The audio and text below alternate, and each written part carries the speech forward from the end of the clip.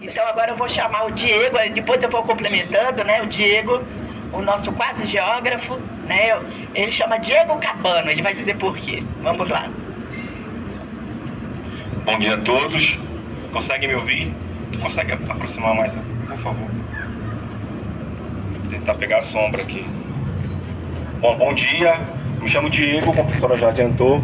Eu vou falar um pouco para vocês aqui desse prédio, a Casa das 11 Janelas. É um prédio muito popular, né? Muito conhecido em Belém. Eu acho que quase todo mundo já deve ter ouvido falar. Mas ele tem uma história um pouquinho interessante e eu vou tentar, né, de uma forma muito breve, muito resumida, explicar para vocês um pouquinho e por que também está associado ao Antônio Landi. Bom, eu vou tentar fazer isso em 3 momentos, né? Explicar para vocês os 3 momentos que são os 3 usos básicos, né, que esse prédio teve. Ele foi concebido em meados ali do século XVIII, um pouquinho antes, e aí vem o primeiro uso dele, né, que foi o uso residencial, né? Esse prédio foi construído por Domingos da Costa Bacelar, que era um senhor de engenho aqui em Belém. E aí esse prédio foi construído inicialmente, né, vamos lá gravar esses 3 momentos, né, como uma função residencial. E eu falo da função porque a gente tem um conceito na geografia chamado rugosidade. Esse prédio ele é uma rugosidade. Rugosidade vem de ruga, né? Ruga é aquilo que, enfim, conforme o tempo passa, isso vai... E essas rugas existem materializadas na nossa cidade. Esse prédio é uma delas. Então, voltando, né, ali em meados do século XVIII, em 1768, esse prédio passa a ser do governo, na capitania. E aí, dentro desse contexto que a professora explicou para a gente, né, de reorganização do território, esse prédio passa a ser da província, né, do Grão-Pará, do governo da província do Grão-Pará, e assume uma nova função. Essa função agora vai ser de um hospital real, né, e passa a ser um hospital, e aí precisa de adaptações. E quem realiza essas adaptações? Antônio Landi. Antônio Landi, ele chega em Belém e um dos primeiros trabalhos dele é fazer essa readequação desse prédio, que é um prédio muito imponente.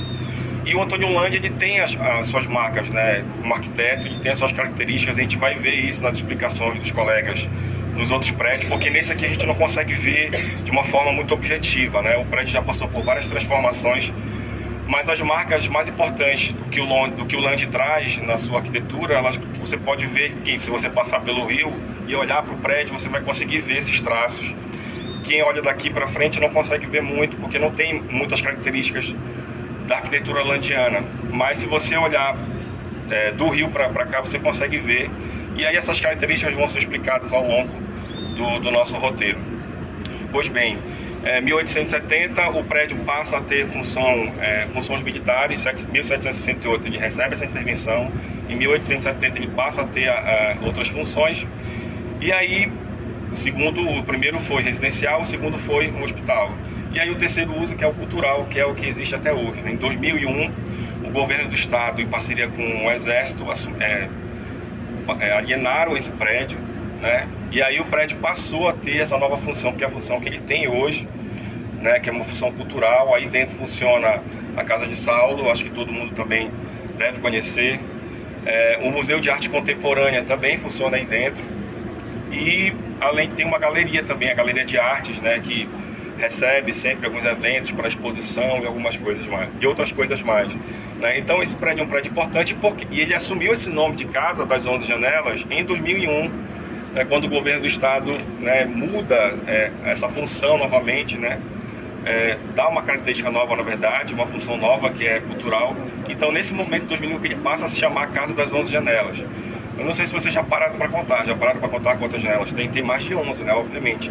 Mas se você olhar de uma ponta a outra, realmente são 11 janelas, em cima e embaixo, né? Mas obviamente que tem mais. Então esse é um valor muito simbólico, né? Então esse nome ele é um nome simbólico.